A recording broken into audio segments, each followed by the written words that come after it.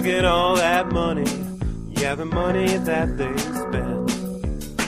Take another look now and take some time for hemp. I don't cut trees for paper, cause it hurts the environment. Stop deforestation, yeah, it's time for hemp. Oh, an acre of hemp makes 20 barrels of oil. No need for pesticides to poison all our soil. People got no food, they got no clothes, they got no rest. Well, right now it's time for hemp. Thank you for taking Time for Hemp. I'm your host, Casper Leach. You are listening to Time for Hemp on Tumblr, SoundCloud, iTunes, soon on the Roku network. And we want to let everybody know we've also got Android devices that can download apps now. The Time for Hemp app can be found in the Google Store, and we got a Yap app, and of course, we got all kinds of social sites that you can find us at there on Facebook and Twitter.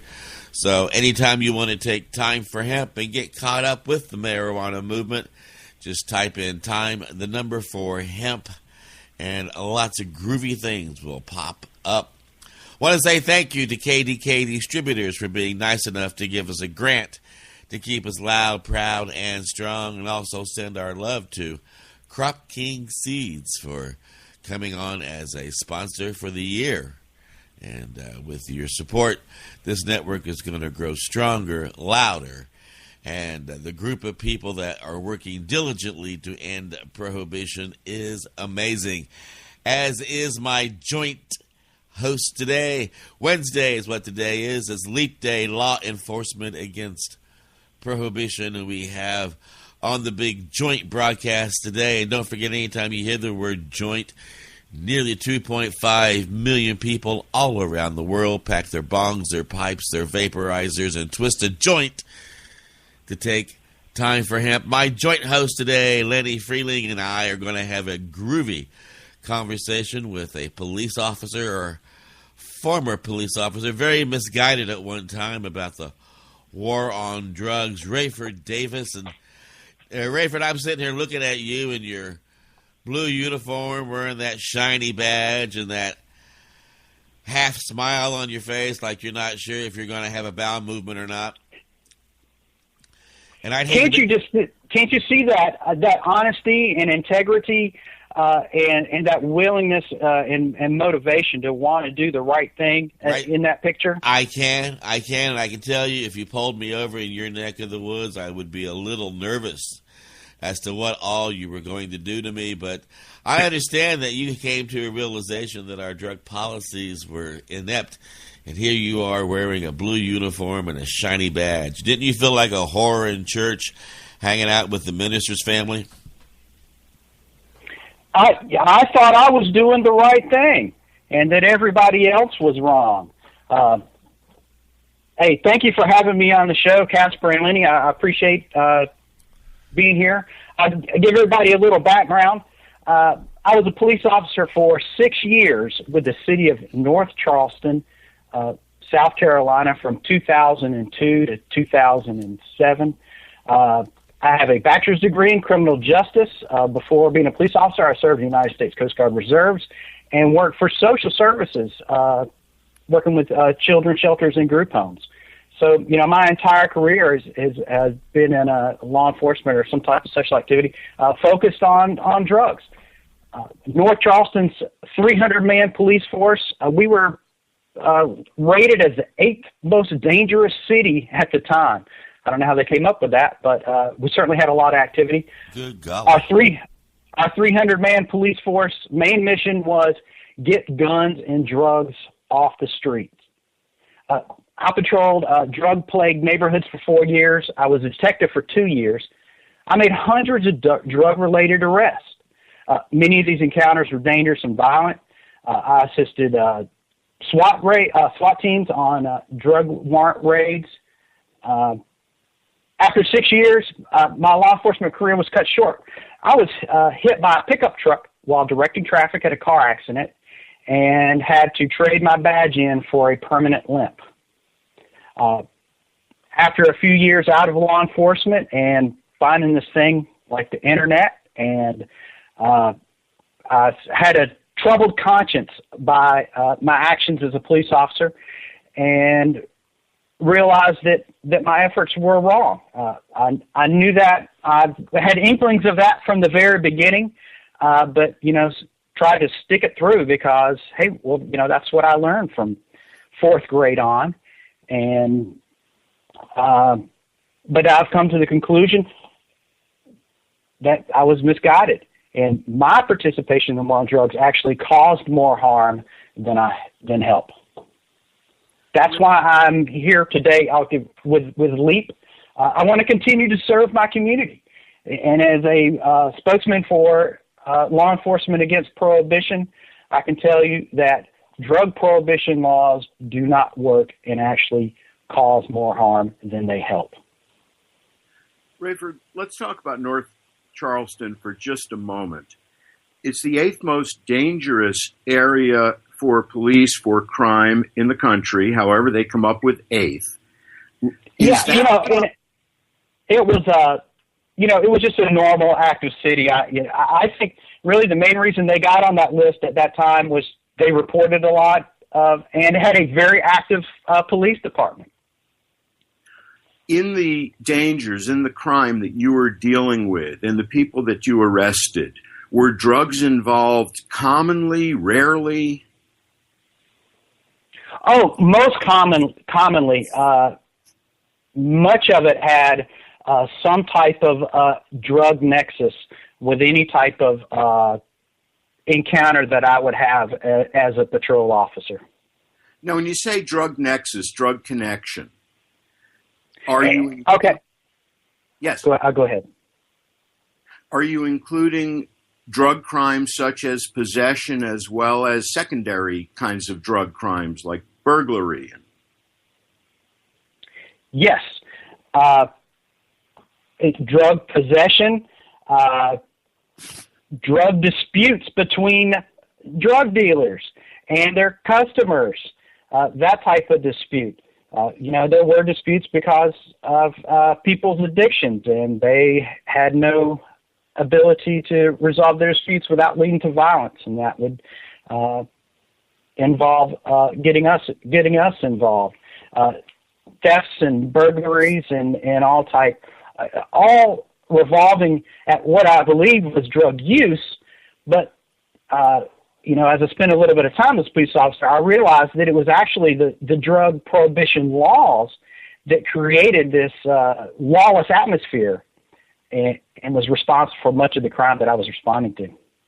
Raeford, let me throw you a slow pitch here. Do you see a connection, and did you see a connection between the price of drugs, high or low, and these secondary crimes? And the primary crimes, the possession crimes also? If the price of drugs there's a profit motive, and that certainly drives crime and risk. Look, you don't see beer distributors or liquor distributors shooting each other, getting into fist fights, doing drive-bys. Everything's legal. They can resolve any disputes publicly, and they don't have a huge profit margin. When you have this massive profit margins, there is a lot of motivation to use violence to keep that type of profit coming in. These drug dealers, they weren't selling 6-packs of beer on the side of the road. They were selling marijuana, cocaine, crack, and heroin.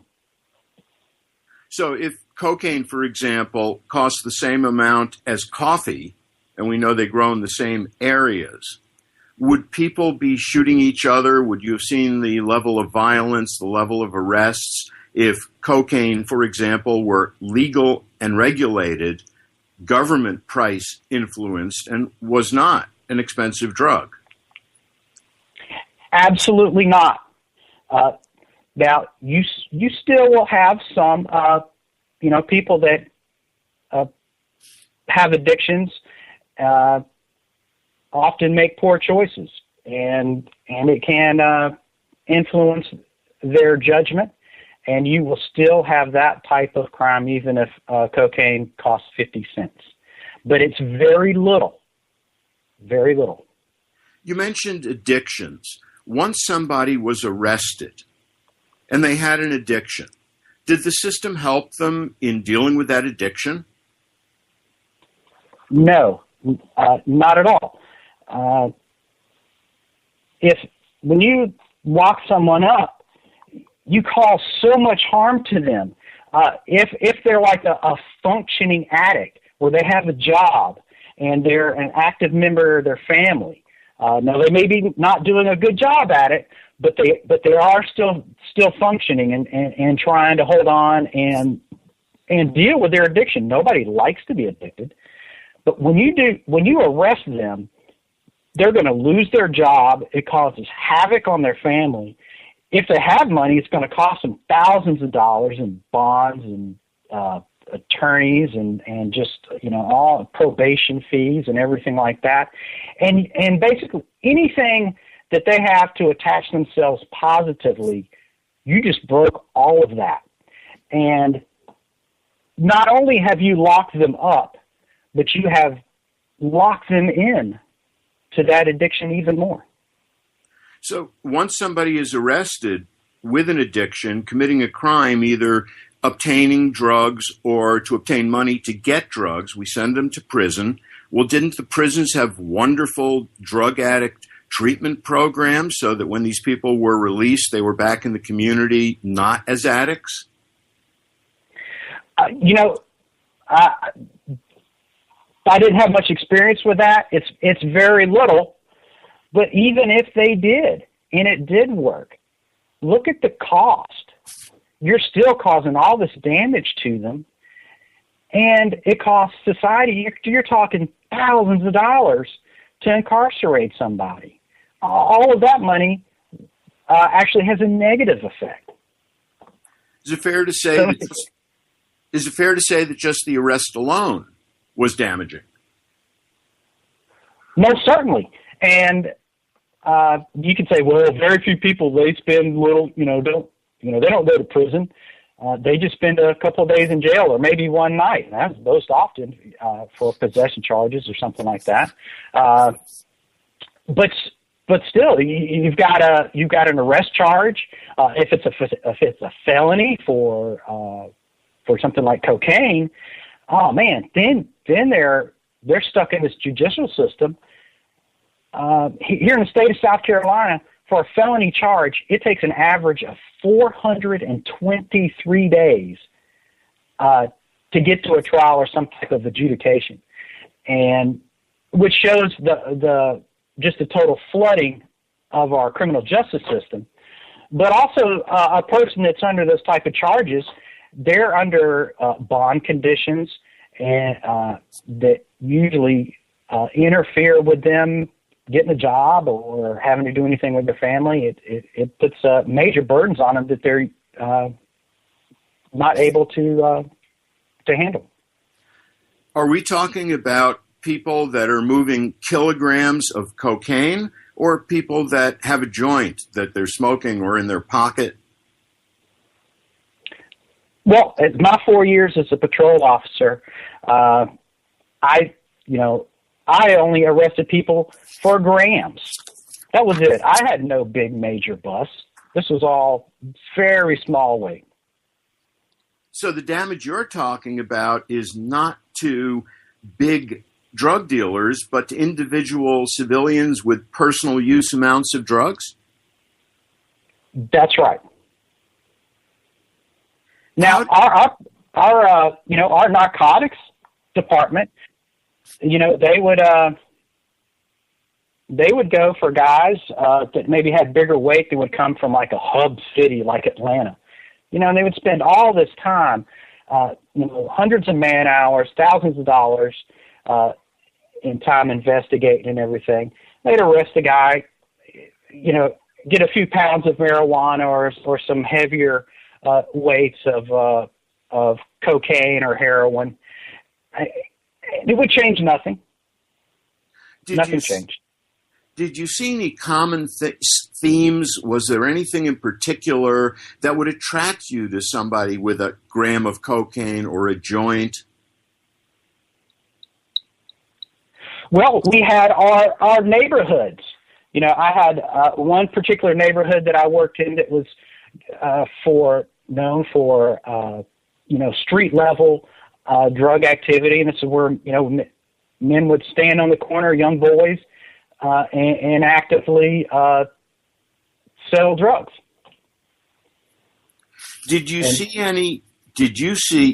Were the people that you were arresting Caucasians, white folks? Were they people of color? Well, it was mostly black. And these neighborhoods that I worked in, Fort Charleston has probably about 30% black population, about 50% white, 10% somewhere in between. But it was mainly the black neighborhoods that we would work in for street level patrols, and that's where our focus was. Now we would say, well, that's where the crime is, and that was our justification. And we didn't care about race. We would target white or black; it didn't matter. And I'll say this: racism was not tolerated at our department. Our leadership in our department would not have anything to do with it. Any questions about an officer acting in a racially insensitive manner would have big problems if they weren't fired on the spot. However, our arrest rates reflected the disparities throughout the United States, where blacks are 14% of the population, and 38% of those arrested for drug crimes. Well, and 58% of our prison population. We're coming up on a commercial break, but I can certainly say that maybe, just maybe, subconsciously, the profiling was going on. I am a white marijuana smoker, and in fact, the very first time I bought a bag at the age of 17, I just turned 17. I drove from my white neighborhood in my old car into a black neighborhood at about 9:30 at night to score a bag of marijuana for about $25 an ounce. It was really cheap back in the 70s.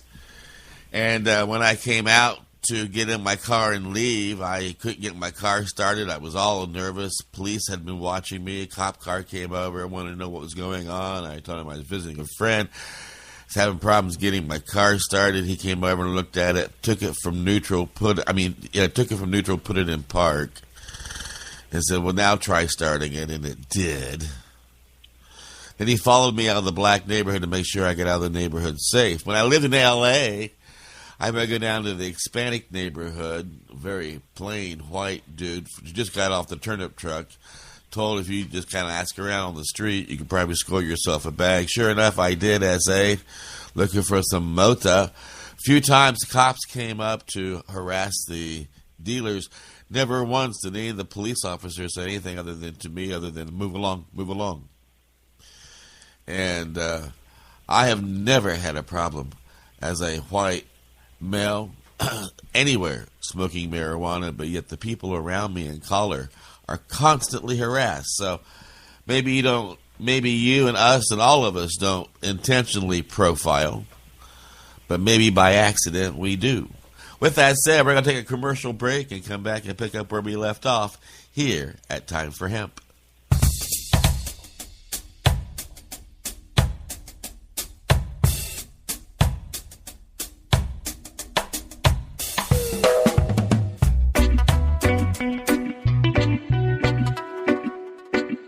You are listening to the Time for Hemp Global Broadcasting Network. Please share us with your friends.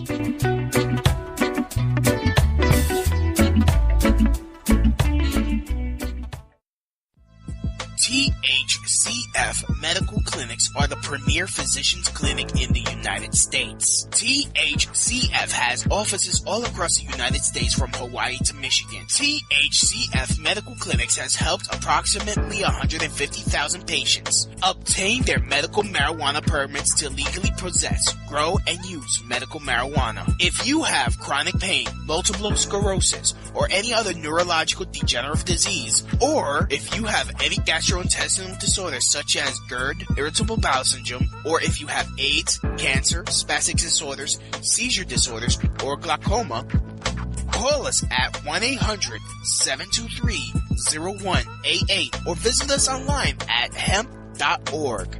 Again, the number is 1-800-723-0188 and the site is hemp.org.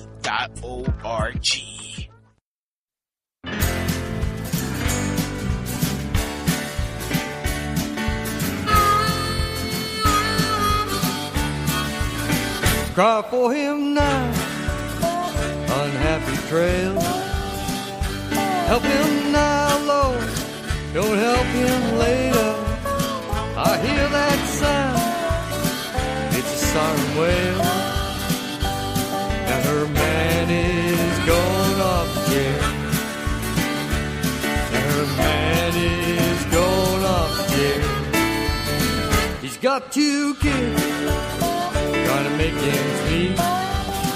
He grew a little reaper, sold it on the street. Now there's a stool pigeon, gonna save his tail. So her man is going off again. Her man is going off again.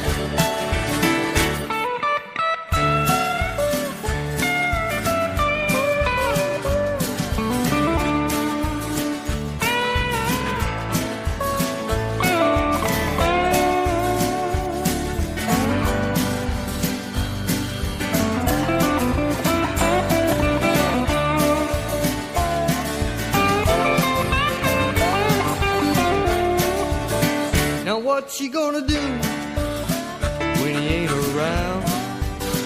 It takes a 2-9 to make the world go round.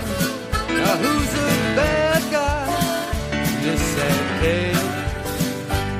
Now her man is going off again. Now her man is going off again. Cry for him now, unhappy trail. Help him now, Lord, don't help him later. I hear that sound, it's a siren wail. And her man is going off again. And her man is going off again. And her man is going off again.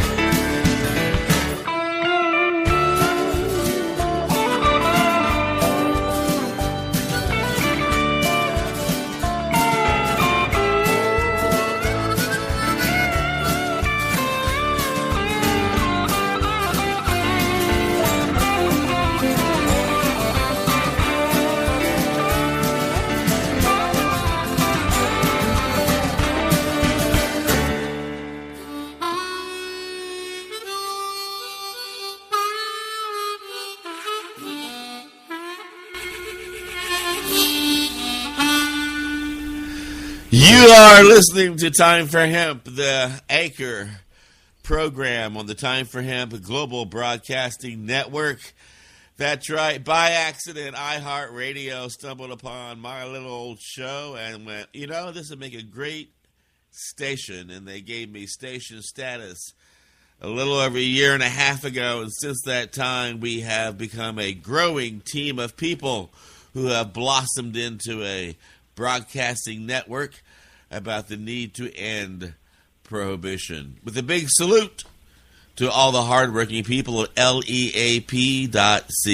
The song you were listening to was called Her Man Is Off to Jail by the Indius Guys, and I can also tell you that song could also have been His Woman Is Off to Jail. There are just huge, I guess in America, if you say that America is free, if you mean that we incarcerate the most people in the world, then I guess that's freedom. I'll let my joint host and my joint guest discuss what's going on behind bars and a whole lot more here at Time for Hemp. Gentlemen? So that Raeford and I can jointly discuss the issue, that's okay? Yes.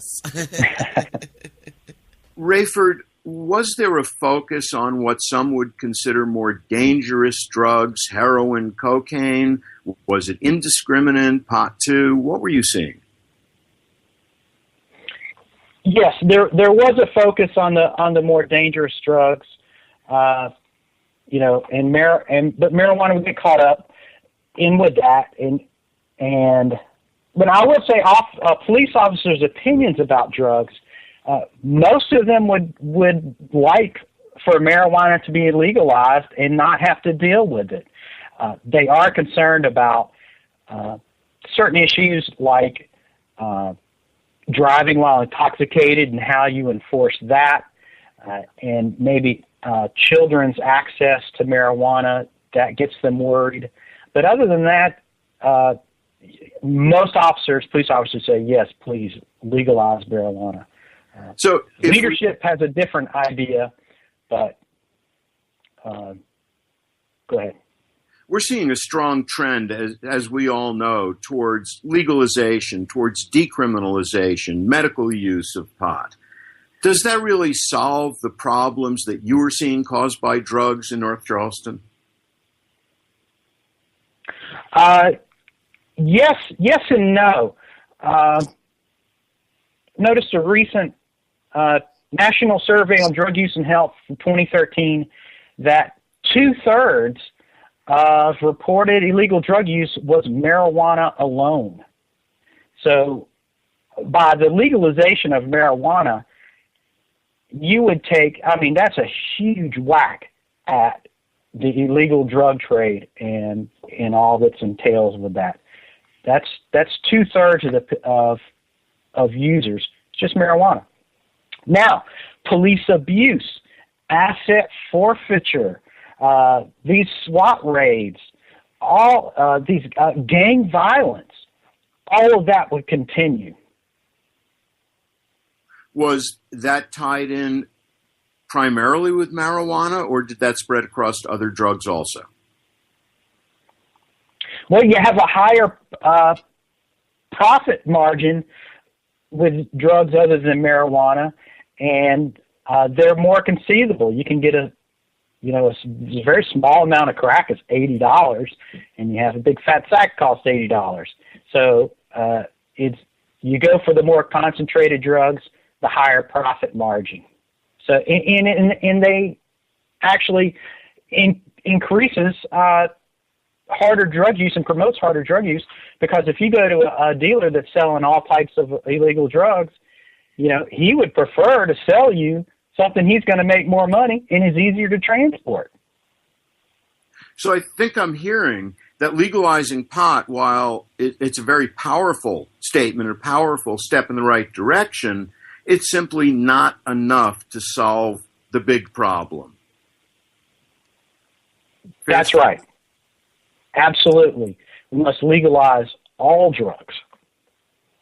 And of course, that is the LEAP, Law Enforcement Against Prohibition.cc. That is the LEAP platform, isn't it? You're correct. Legalize all drugs. People believe that prohibition is like this ultimate regulation, super ultimate regulation. Drug prohibition is actually the abdication of all regulation. I'll tell you who's regulating drugs now. That's Chapo Guzman, the Sinaloa cartel dealer down in Mexico that, chops people's heads off and hangs them from bridges. In my neighborhood, it was young men with a gun in their pants, that running around the streets, transporting drugs and selling them. That's who's controlling and regulating your drugs now. Well, of course. Yeah. Go ahead, please. No. So legalization and regulation works. It's not even just for marijuana. You say, well, we can't really do it for the harder drugs. That's what works. Incarceration and a legal law enforcement response to drug use and the legitimate problems that come with drug use and abuse are not a law enforcement issue. They are health and public safety, public health issue. That's where they need to be treated. So if a person went up to a street dealer to purchase one of these arguably more dangerous drugs, cocaine, heroin, crack, the corner drug dealer, of course, in your experience, checked everyone for proof of age, correct? As a matter of fact, drug dealers would specifically recruit young kids to deal and sell for them. Kids as young as 10 openly sold drugs, were used as enforcers, robbed customers, each other, and intimidated innocent residents. The dealers used them because the kids would work cheaply, and if they got caught, they would get a lesser sentence. Well, the big dealer, he wouldn't go to jail. It was the kid that would, and he would just get a slap on the wrist or maybe a little bit worse. But so children were targeted. That's part of the unintended consequences of the illegal drug trade. So when these children grew up, made it to the age of majority, if they survived, did they then go on to be law-abiding citizens? Like I said before, they were locked in to the drug trade. Look, it's tough enough to grow up, as a white kid in the suburbs. And if you grow up, I don't care what color your race is, if you grow up in these neighborhoods that have had these impoverished neighborhoods and go to those schools, and then you have family and community members that have been devastated by the war on drugs since before I was born in the 1970s, you're at such a disadvantage. And so you really have no choice. We know that if we're looking at the Sonoma cartel, we're looking at tractor trailers full of money. On the street level, are we talking nickels and dimes? Are we talking substantial amounts of money? Many of the young guys that I arrested on the streets, they were close to homeless. They weren't making a ton of money. Some did, and they probably would argue, well, I'm doing better than if I was flipping burgers at McDonald's. Plus, you have, a kind of a glorification. They pretend they're gangsters or something. And that's something we've had throughout history, kind of a reverence for the anti-hero. I just watched Thunder Road, the 1957 movie with Robert Mitchum as a moonshiner. He's a good old boy from the mountains of Tennessee running moon, and how that was glamorized. And there's really no difference between that and some of the urban youth culture of today. Hey, that's kind of what we've always done, and if you want to make money or have some excitement, you run dope. So what I'm hearing is there's confusion about which came first, the characters in the movies or the people on the streets. Who is imitating whom? Right, and that's part of it. I would also say that media glamorizes law enforcement and hides, and this is changing, but has hidden the detrimental effect and unintentional detrimental effect of the war on drugs as well, to glamorize law enforcement's efforts as well. With the law enforcement efforts, have you seen and did you see a progression in the types of tools, weapons, and the like that law enforcement was using on the streets? Is using? Well, you're always adding more things to your duty belt. pepper spray, a taser. Now we have body cams, mobile digital terminal laptops in the cruiser. Those are very minimal changes, and we need big fundamental changes in law enforcement, because we are seeing the effects now where people are losing trust with law enforcement, and they are making it more difficult for them to carry out even legitimate duties of protecting people from real violence that does occur. Well, we keep reading in the news as well about new x-ray machines that are small enough to carry around in a patrol car that are used to actually see through a wall to see what people are doing. They have the ability to drive by your home and scan your home, and with the computer strips in your dollar bills and 20s and hundreds, they're able to know exactly how much, pretty much to the dollar, how much cash is in your house. They been reports about at gun shows, they drive around the parking lots and run scans on license plates so they know the name and address and location of every individual at the gun show. And when you attend a sports event of any large size, you've got your face being scanned, and by the time you get back to your car, the owner and the security of the stadium already know your name, your home address, and if you want sugar with your coffee. So until the boys and girls in blue wearing the uniform say, well, we're not going to use this stuff, this is really against the Constitution, and we need to stop it. I mean, you got to do it on the front lines, don't you think? You do.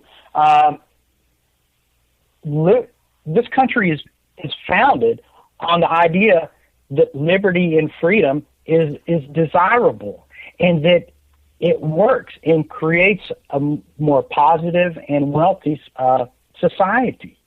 And then we go turn around and, in the name of this drug war, which is against consensual activity between consenting adults and what they decide to consume and do with their bodies, is just an incredible destruction of liberty. Well, and what they we're going to jump in for a commercial, but what they go after as well, too, is like here recently in Virginia, a whole SWAT team went in and shut down a poker game, and they did it to protect the people playing poker because they might have gotten robbed. Well, with that said, we are going to take a commercial break, and then we're going to come back and pick up where we left off here at Time for Hemp.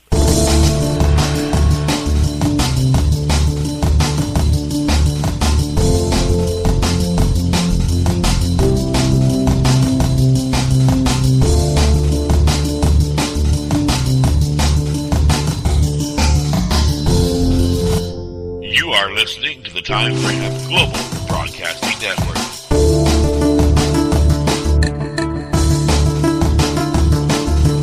The only broadcasting network dedicated to ending the global war on drugs on iHeartRadio.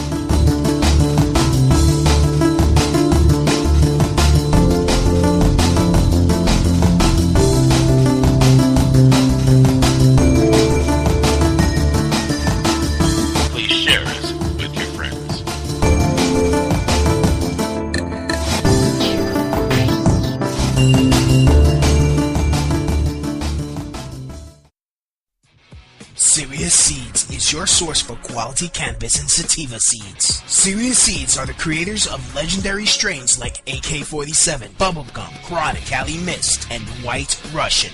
The AK-47 is probably the most awarded strain on the planet. The high THC content of AK-47 makes it the perfect medical strain for patients seeking quick pain relief. Cali Mist is an almost pure sativa. Female medical cannabis patients have reported that this strain helps relieve menstrual cramps. Serious Seeds just acquired another Dutch high-quality seed bank, Magus Genetics. From now on, Serious Seeds can offer you even more award-winning strains. The fine folks at Serious Seeds strive to breed the best cannabis genetics that they can find, so patients can rely on the effectiveness of their medicine. Go to SeriousSeeds.com to grow your medicine.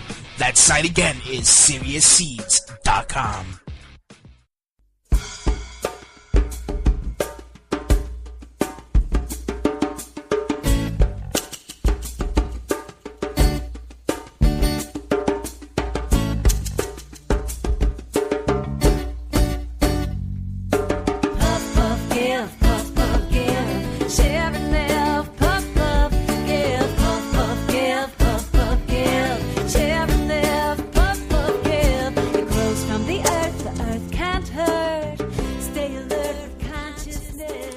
Yes, stay alert with consciousness. Be responsible in everything you do. That's not just using prescription drugs or recreational herb. That's even if you have like 15 or 20 ounces of chocolate at one time. Good Lord, still don't get behind the steering wheel. You're going to have a nap attack in about 20 minutes. I got a hunch. So don't do that either. Be responsible in everything you do, because there's a whole world around you that wants to enjoy itself as well. With that said, we are returning back to our joint conversation with our joint friends here. I'm going to shush myself up and enjoy my joint while my joint friends continue with their joint chat here at Time for Hemp. Raeford, we know that the federal government supplies local police departments with military hardware, armored personnel carriers, machine guns, based in large part upon their drug enforcement, their drug arrests. We talk about the militarization of our police departments.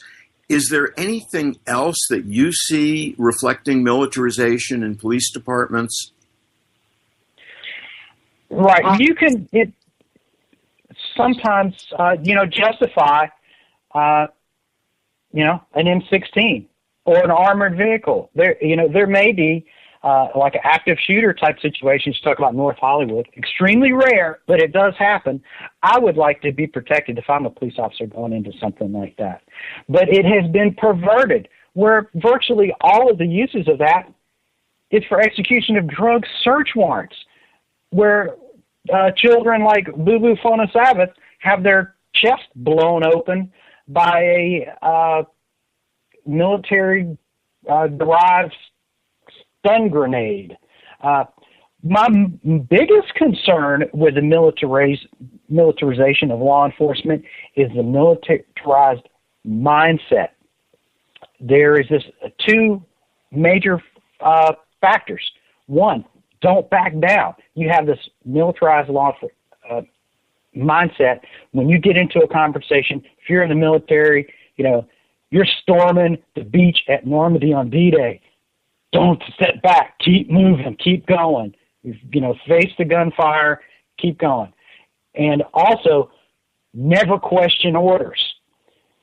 In the military, don't question the orders. You got an order. You carry it out. You let everybody else worry about the rest. You do your job. And that is what is so pernicious in the law enforcement. In encounters on the street where officers, there's violent encounters, and police officers often have to use dangerous and deadly force against people that are using harm. But very often you should back off or reassess the situation before you move forward, in like an objective reasonableness. Recently, a Racine, Wisconsin, they brought up the SWAT team because a guy had his dog poop in the neighbor's yard. I mean, you can back down a little bit and don't call up the SWAT team. Just slide a citation under the guy's door. That kind of militarization is so dangerous, and to not question. That's part of why I continued in law enforcement is I saw, hey, especially with this drug war, this is not working, and we're actually causing more harm. But that's not my job to really think about it. That's the leaders of my police department and for state legislatures and those wonderful guys at the Supreme Court that, they're a whole lot smarter than me. So, whatever they say must be right. And there I went, and it was me causing the harm on the street, blindly following orders. Here's a leading question. If I'm a civilian and I want to worry about an armed home invasion, should I be worried about that armed home invasion being carried out by criminals or by SWAT teams? Well, that's part of the militarization and the loss of trust with citizens. Can you believe that you even have to ask that question? That we're in that type of situation here in America? Yes, you do have to worry about law enforcement breaking down your door for God knows what. If you structure bank deposits accounts, in increments less than $10,000 when you run a business, the SWAT team may come for you to do some type of drug search warrant, thinking you're in some type of drug activity. You don't even know anymore, and you have that fear. And it is dangerous. And of course, in Colorado and in other states moving towards legalization, we still, because the feds have not solved the banking problem, we forced it into an all-cash business, which of course is going to increase the risk to everyone. Raeford, are you aware of the recent statements from the American Academy of Pediatrics? Yes. This is some good news. And now I'm not a doctor, but this is I'm talking about the impact. People worry about marijuana and children. This is the American Academy of Pediatrics 2015, the impact of marijuana policies on youth, clinical research, and legal updates. Let me just read what they say in some selected quotes, if I could. Please. That I think are interesting. First of all, ultimately, marijuana's health and behavioral risk when used by either youth or adults may be irrelevant in terms of the criteria which marijuana policy should be evaluated. Rather, the most salient criterion for evaluating these policies should be determination of which policy, criminalization, decriminalization, or legalization, is most effective in minimizing harm. That's what you want to look at, minimizing harm, not can we lock more people up. And as far as locking children up for marijuana, this is what they have to say. Go ahead, please. I'm sorry? Go ahead, please. Currently, criminal prosecution for marijuana possession by teenagers, young adults adversely affects almost 400,000 youth a year in the United States. Imprisonment represents a direct removal of a person from needed roles in society, adults away from jobs, parents from young children, and adolescents from schools and their families. Furthermore, these people are placed in environments where they are likely to have close contact with people who have committed serious violent offenses or repeat offenders. Current evidence does not support a focus on punishment for youth who use marijuana. Can I say that one again? Yes, please. Current evidence does not support a focus on punishment for youth who use marijuana. Rather, drug education and treatment programs should be encouraged to better help youth who are experimenting or dependent on marijuana. Would you decriminalization? No, please continue. Decriminalization of recreational use of marijuana by adults has also not led to an increase in youth use rates of recreational marijuana. Thus, decriminalizing simple possession of marijuana for both minors and young adults may be a reasonable alternative to outright criminal prosecution, as long as it's coupled with drug education and treatment programs.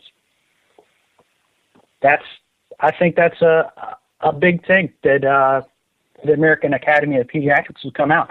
They look at overall harm reduction and say incarceration and criminal prosecution actually causes more harm for our children. So the American Academy of Pediatrics has come out and said legalization, decrim, causes less harm to children than the present state of affairs. That's right. Are there any moral aspects brought up by this discussion? Well, that's what I felt as a police officer.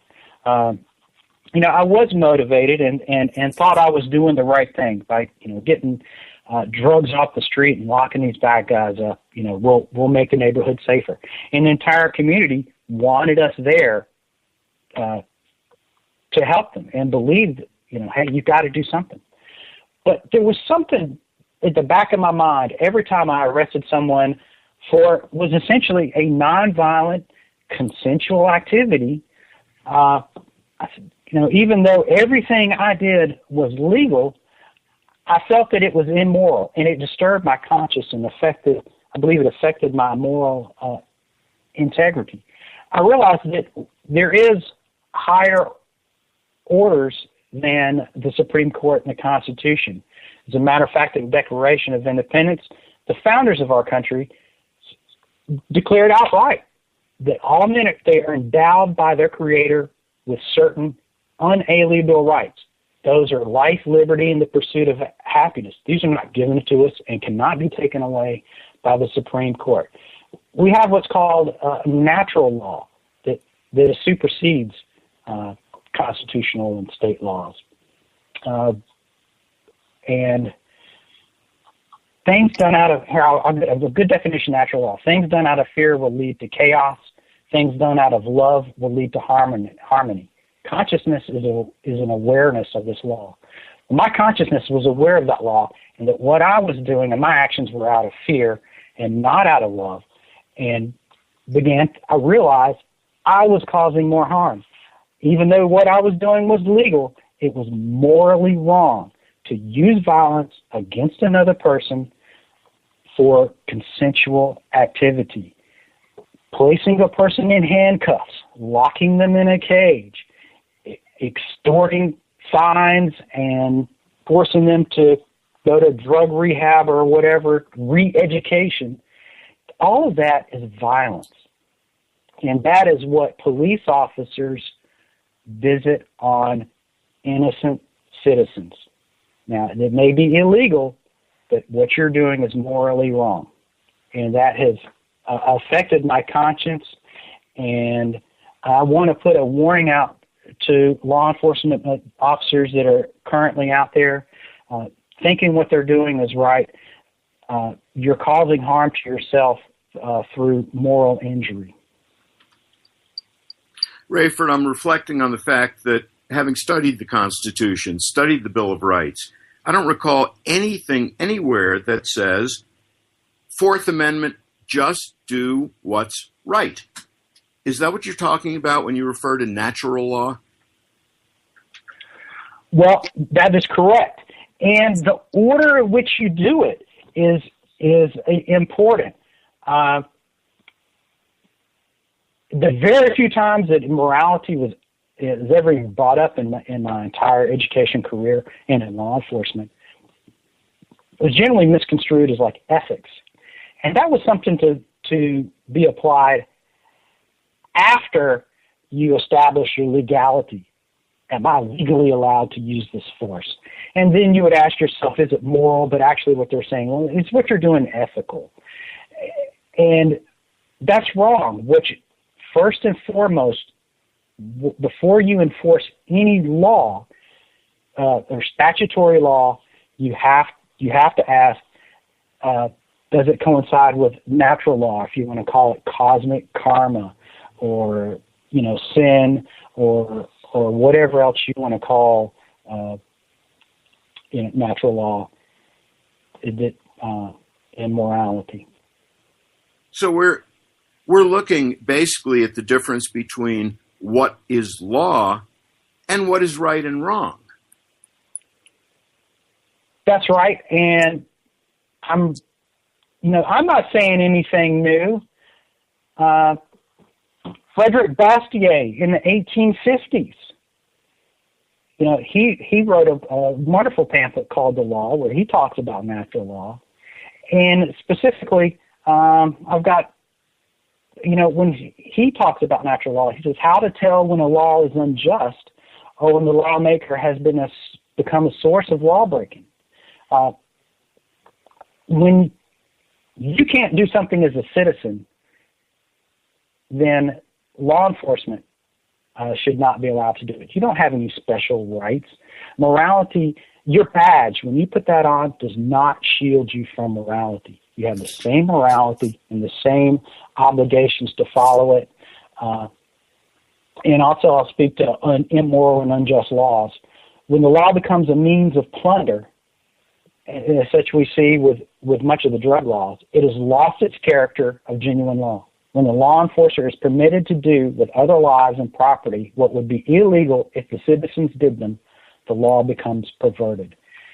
And the officers, and me personally, I never wanted to break any law. I didn't want to cause any type of undue harm to anyone. I wanted to serve with the highest of honor and integrity, just like virtually all officers do. Yet I failed to examine the morality of my actions. So the immorality of the drug laws puts good police officers in an awkward position. It puts them in an impossible position. And it's those drug laws and the entire structure that are immoral and police officers should not enforce them. Reflecting back on something you said earlier, if civilians have a dispute, we go to court, we sue each other. What do drug dealers do when they have a dispute? Drug prohibition laws forbid them. You can't go to court. You can't draw up a contract between businesses. It actually excludes them from normal nonviolent dispute resolution mechanisms. And that makes it even worse. That's why you have to go the legalization route. That way you can bring the money and quality control, distribution type conflicts that come up and resolve them without violence. Not guys doing drive-bys on each other's house. You don't see pharmacists doing that. Well, one thing I cannot resolve is time that has a way of ticking by. It is the end of the hour, and this is your chance to give a shout-out to an organization or a hardworking activist or a website that you want the world to pay attention to. We'll start with our joint guest, Raeford. Well, I want to put a shout-out to LEAP, Law Enforcement Against Prohibition. LEAP envisions a world in which drug policies work for the benefit of society and keep our communities safer. A system of legalization and regulation will end the violence, better protect human rights, safeguard our children, reduce crime and disease, treat drug abusers as patients, reduce addiction, use tax dollars more efficiently, and restore the public's respect and trust in law enforcement. That's at leap.cc. Well said. And Your Honor? Raeford, that was leap.cc. Did I hear that correctly? That's right. Since Raeford has already given the shout out to leap.cc, I'd like to mention the organizations that are focused on the beginning of this struggle. The marijuana piece, SSDP, MPA, NORML, that with LEAP's help have moved the ball forward. Awesome. And I do want to remind people that we are a growing team of people who are hell-bent on ending prohibition. And remember, the next time you hear me, you'll know that it's time for hemp.